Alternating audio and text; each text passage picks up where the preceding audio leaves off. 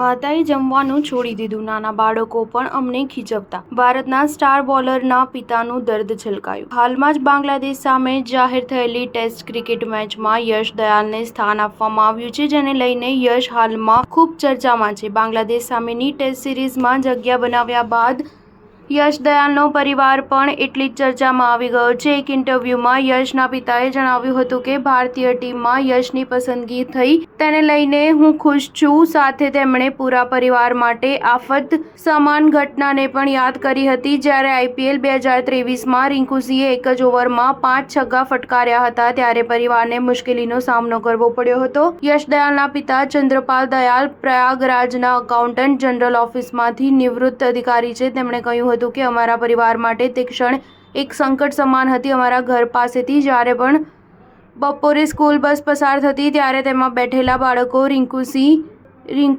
5 sixer કહીને અમારી સામે હૂટિંગ કરતા હતા, જેને લઈને અમારા આખા પરિવાર માટે ખરાબ અસર પડી હતી અને તે દેખાઈ પણ રહ્યું હતું. યશના પિતાએ વધુમાં જણાવ્યું હતું કે યશ તેની સાથે થયેલી આવી ઘટનાને લઈને માનસિક રીતે ભાગી પડ્યો હતો.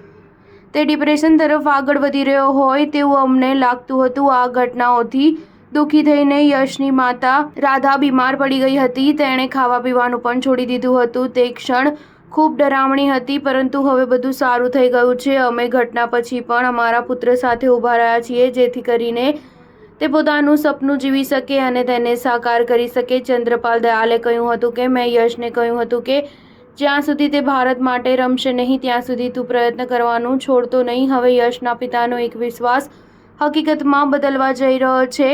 બાંગ્લાદેશ સામે ટીમની પસંદગી થઈ ગઈ છે, જેમાં યશ દયાલની પસંદગી કરવામાં આવી છે. હવે તેના ડેબ્યુની રાહ જોવાઈ રહી છે. સ્ટાર ન્યૂઝ 7 હંમેશા સચ્ચાઈની સાથે.